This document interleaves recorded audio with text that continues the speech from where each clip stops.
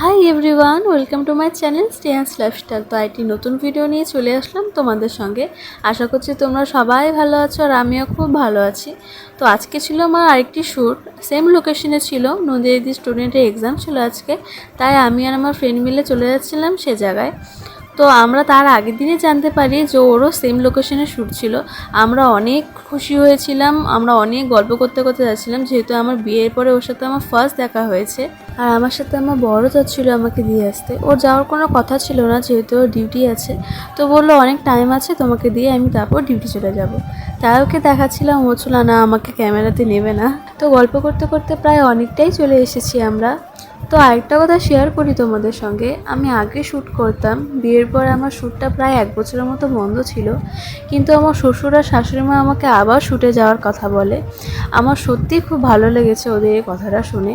আর এটাও বলেছে আমার কোনো অসুবিধা হলে ওরাই আমাকে গিয়ে দিয়ে আসবে।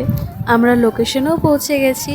আর এখানে দেখো ওরা আমাকে কিভাবে টাটা করছিল। ভিতরে গিয়ে দেখি সবাই চলে এসেছিল, শুধু আমরাই লেট করেছিলাম। আরেকটা মডেলও চলে এসেছিল।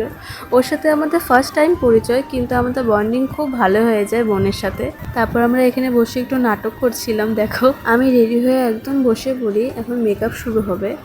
তোমাদেরকে তো বলেছিলাম বোনের সাথে এটা আমার ফার্স্ট দেখা, কিন্তু এমন মনেই হচ্ছিল না। আমরা খুব গল্প করছিলাম দুজনের সঙ্গে।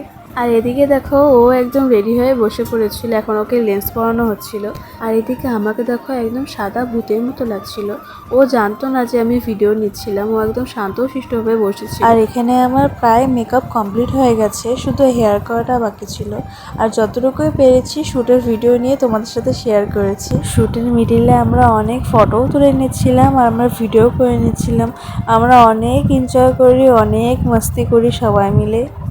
আর এদিকে এখন আমাদের হেয়ারস্টাইল করা হচ্ছিলো। আমাদের সব কিছু ডান ছিল, শুধু হেয়ারস্টাইলটা হলে আমাদের ফুল লুক কমপ্লিট হয়ে যাবে। আর ওদিকে মৌস্মিতা দাঁড়িয়েছিল, যেহেতু ওর একদম কমপ্লিট। হ্যাঁ, মৌস্মিতা, ওর নামটা নিতে একটু কষ্ট হয়, কিন্তু ও যেমন মিষ্টি ওর নামটাই তেমনই মিষ্টি। আর এখন আমাকে এখানে সিঁদুর পরানো হচ্ছিলো। সিঁদুর পরানো হয়ে গেলেই আমার মেকআপ একদম কমপ্লিট হয়ে যাবে। এখানে আমি তো খুব এক্সাইটেড, আর আমার লুকটা দেখার জন্য তোমরাও রেডি তো? এটা হচ্ছে আমার ফাইনাল লুক। তো তোমরা সবাই জানিও আমাকে কেমন লাগছিল, সাজানোটা কেমন হয়েছিল। আমার তো খুব পছন্দ হয়েছিল। আমরা ফটো তুলবো বলে রিং লাইটে জ্বালানোর অনেক চেষ্টা করছিলাম, কিন্তু জ্বলছিল না। এর জন্য পরে দিদি এসে জ্বালিয়ে দিয়েছিল। ফাইনালি আমাদের শ্যুট কমপ্লিট হয়ে গেছে। তো ফ্রেশ হয়ে তোমাদের সাথে আবার দেখা হচ্ছে। আমি তাড়াতাড়ি চেঞ্জ করে চলে এসেছি, কারণ আমাকে বারবার ফোন করছিল বাড়ির থেকে, যেহেতু অনেকটা রাত হয়ে গেছিলো।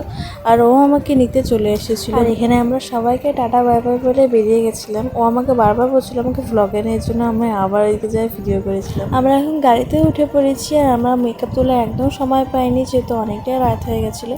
তো ভিডিও শেষে আমি কয়েকটা ফটো দিয়েছি, অবশ্যই জানিও তোমাদের কেমন লেগেছে।